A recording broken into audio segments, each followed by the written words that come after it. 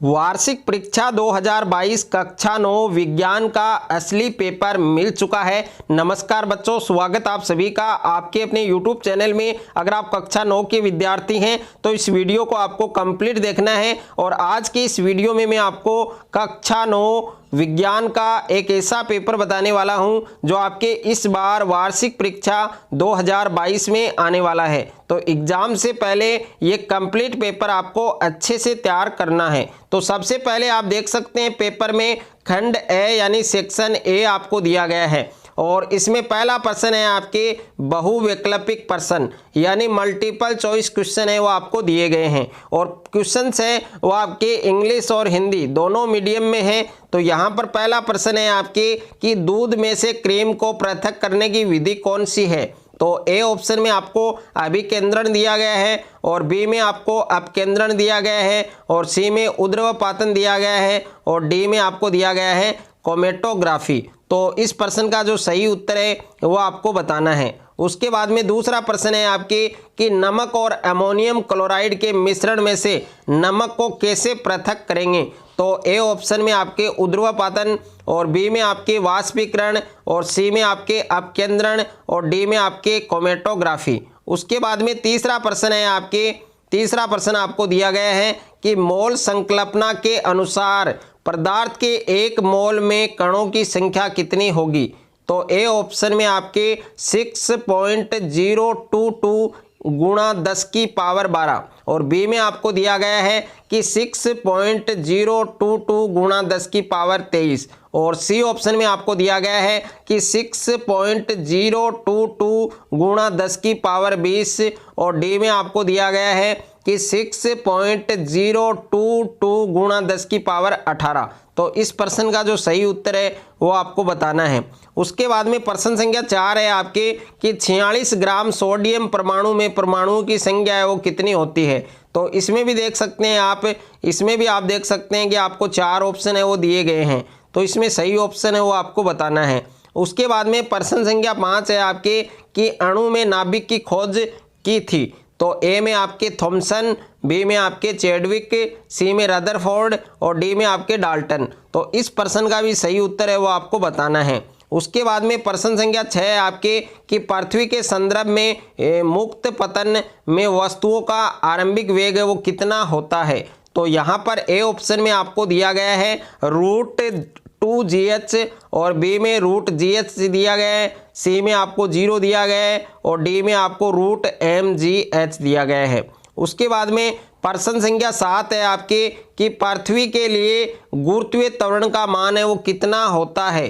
तो इसमें भी देख सकते हैं आप, इसमें आपको 4 ऑप्शन दिए गए हैं। और उसके बाद में प्रश्न संख्या 8 है कि निद्रालु रोग के रोगजनक का नाम क्या है। तो निद्रालु रोग है उसके रोगजनक का नाम बताना है आपको। तो यहाँ पर ए ऑप्शन में एस्केरिस दिया गया है, बी में आपको लेशमानिया दिया गया है, सी में आपको ट्रिप्नोसोमा दिया गया है और डी में आप देख सकते हैं यहाँ पर स्टेफाइलोकोकाई। ओके, तो इसमें भी आपको सही उत्तर है वो लिखना है। उसके बाद में प्रश्न संख्या 9 है आपके कि ओजोन परत के क्षरण के लिए उत्तरदायी जो मुख्य कारक है उसका नाम बताना है।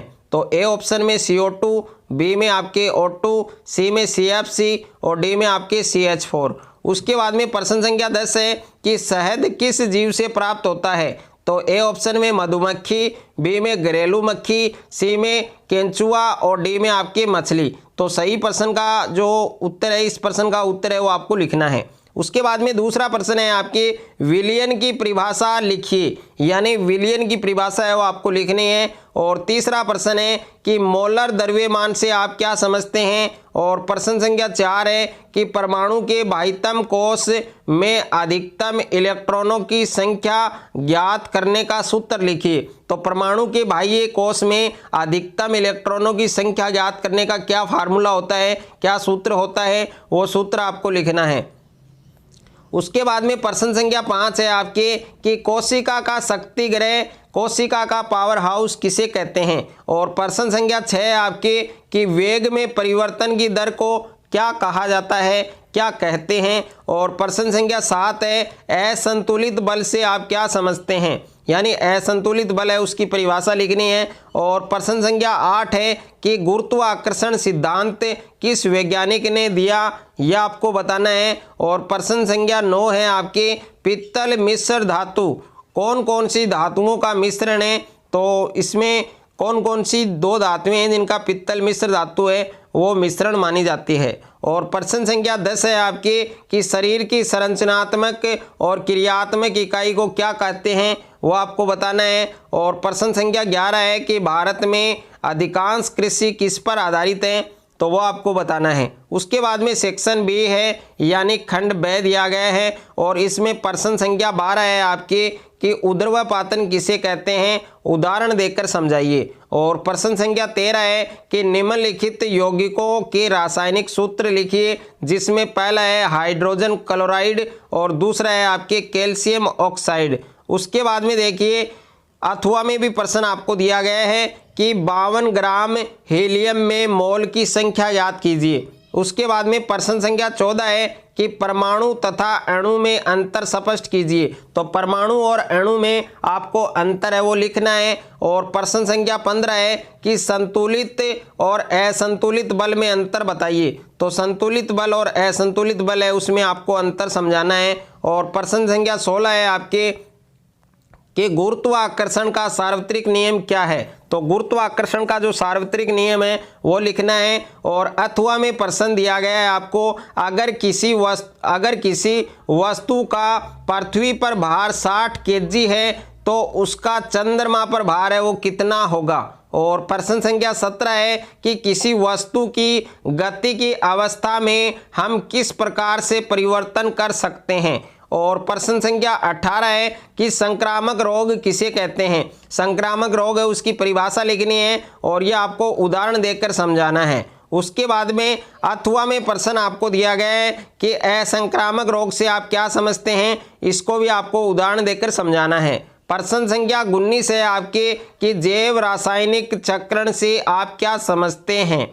और उसके बाद में खंड स दिया गया है यानी सेक्शन सी दिया गया है। और सेक्शन सी में प्रश्न संख्या 20 है आपके एक समान गति और असमान गति से आप क्या समझते हैं, उदाहरण देते हुए अंतर स्पष्ट कीजिए। और अथवा में क्वेश्चन है एक वस्तु की आरंभिक चाल 4 मीटर प्रति सेकंड है तथा अंतिम चाल 8 मीटर प्रति सेकंड है, तो वस्तु की जो औसत चाल है जो एवरेज स्पीड है वो हमें फाइंड करनी है। उसके बाद में जो सेकंड क्वेश्चन है आपके अथवा में क्वेश्चन दिया गया है आपको कि 15 kg द्रव्यमान की एक वस्तु 4 मीटर प्रति सेकंड के एक समान वेग से गतिशील है, तो वस्तु की जो गतिज ऊर्जा है वो कितनी होगी। और प्रश्न संख्या 22 है कि ग्रीन हाउस प्रभाव को कारण सहित समझाइए। और अथवा में प्रश्न है ओजोन परत क्या है, इसका क्या महत्व है, यह आपको लिखना है। और उसके बाद में प्रश्न संख्या 23 है कि खाद एवं उर्वरक में अंतर स्पष्ट कीजिए। और अथवा में प्रश्न है कि फसलें कितने प्रकार की होती हैं, उदाहरण सहित आपको समझाना है। उसके बाद में सेक्शन डी है आपके खंड द है और इसमें प्रश्न संख्या 24 है कि थॉमसन के परमाणु प्रतिरूप का सचित्र वर्णन कीजिए। और अथवा में प्रश्न है नील्स बोर के परमाणु प्रतिरूप का सचित्र वर्णन कीजिए। और प्रश्न संख्या 25 है कि रोग संक्रमण के सामान्य तरीकों का नामांकित चित्र बनाइए। और उसके बाद में अथवा में प्रश्न है निम्नलिखित का मिलान करें, यानी सही मिलान है वो आपको करना है। उसके बाद में खंड यह दिया गया है यानी सेक्शन ए आपको दिया गया है। और सेक्शन ए में प्रश्न संख्या 26 है कि निम्नलिखित कोशिकांगों पर संक्षिप्त टिप्पणी लिखिए, जिसमें पहला है माइटोकॉन्ड्रिया, बी है आपके लाइसोसोम और सी है आपके गोल्जी काय, तो इनके बारे में आपको टिप्पणी लिखनी है। और अथवा में प्रश्न है पादप कोशिका का नामांकित चित्र बनाइए। और दूसरा प्रश्न है पादप और जंतु कोशिका में अंतर स्पष्ट कीजिए।